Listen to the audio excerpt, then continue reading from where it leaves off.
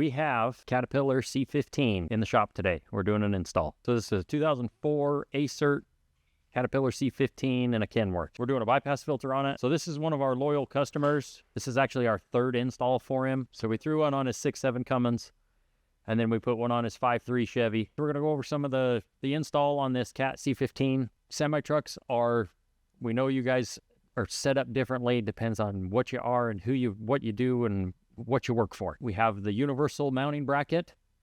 This truck, we were able to stick it right here in front of the passenger side steps. You can mount it in whichever direction you want. You can do horizontal, you can do vertical. This 6-inch bolt pattern right here matches a lot of the existing holes on semi-trucks. This is where this customer wanted it, so this is where we did it. We had to drill holes through the frame. These are the 3/8 bolts. You've got lock nuts on the backside. Everything's nice and sturdy and tight. You mount it wherever you want. It's a super versatile mounting bracket. Torque specs on these 1/2-inch bolts back here, 35 foot-pounds on each side. These are a 3/8 bolt in the back. So bolt on the top is also 35 foot-pounds above freezing temperatures and 30 foot-pounds if you're below freezing. This happened to be an open spot on his truck.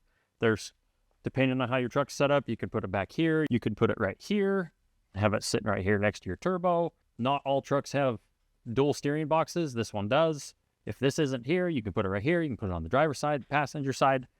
Wherever it fits best for your truck is where you can mount it. We've even seen guys mount it on the head of the engine up high. We've seen customers use these bolts up here, front side of your battery box, off of this, depending on where all your filters are, anywhere in here. These are aircraft aluminum housings, machined right here in the United States. It's designed to last, unlike other filters. Pressure port on a Cat. Your older version of the Cat is pipe plugs. The newer version are ORBs. This one's a newer version, the ACERT. So our pressure port in the oil rifle, there's a whole row of those plugs in the rifle, all the way along the passenger side of the engine. Return. This one, because it doesn't have a EGR cooler on it, we're able to utilize this plate. So we just drilled and tapped this plate to 1/4-inch NPT, and that will be our return. It's going to be a super clean, short install. Both pressure and return lines are right here.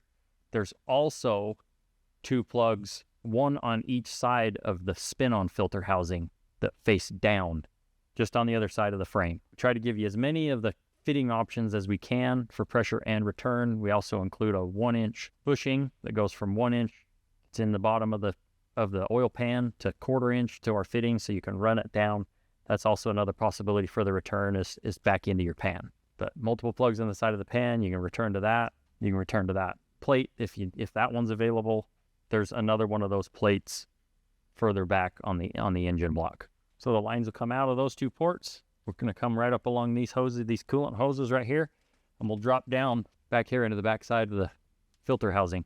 Looks like pressure and return hoses are going to be about 4 feet long each. Okay, we're going to do up these hoses. They're each 48 inches long when you can mount it where we're mounting it. Dip in a little bit of oil. Push the hose into the socket. Make sure that the hose goes all the way up against the back side of the female threads. And then you're going to take your fitting, dip in a little fresh oil too. Start it by hand, making sure that your hose socket doesn't move on the hose itself. Screw this in by hand. Take 2 3/4-inch wrenches, and you're going to tighten this in until the fitting touches the socket. This is what the hose and fittings look like when they're correctly put together.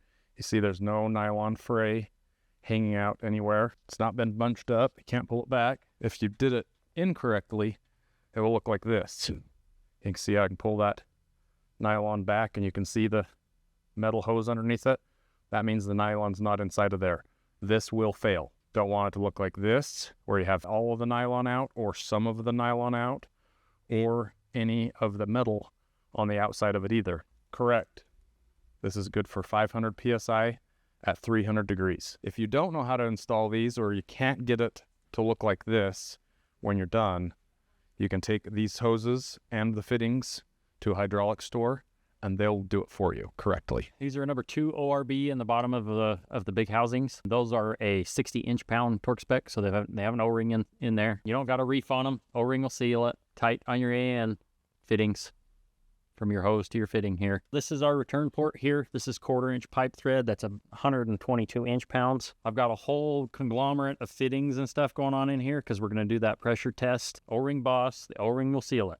You know, they're aluminum fittings. 60 inch-pounds is all they need. And then your AN fittings are a double torque. So 60 inch-pounds first, and then back it off, and then tighten it to 110. He uses this truck here on the Wasatch Front in Utah, hauling gravel back and forth. And he's been doing it for, several weeks. And he decides, hey, we're going to start using this Lorenzo's fuel additive. Once he started using Lorenzo's fuel additive, he was saving 6.5 gallons a day of fuel that he was no longer burning. At that point in time, fuel was $5.30 a gallon. He's saving $35, $40 a day in fuel just by using the fuel additive. He's finally had a day off on the truck. We can install the bypass filter. We're doing the Lorenzo's 1540 oil in there. So for you guys that are building an engine, a diesel engine, we now have a Lorenzo's 40 weight break-in oil. You've got a high zinc additive add pack, but we also have the TS2 guard in it as well. Maximum protection on your brand new engine.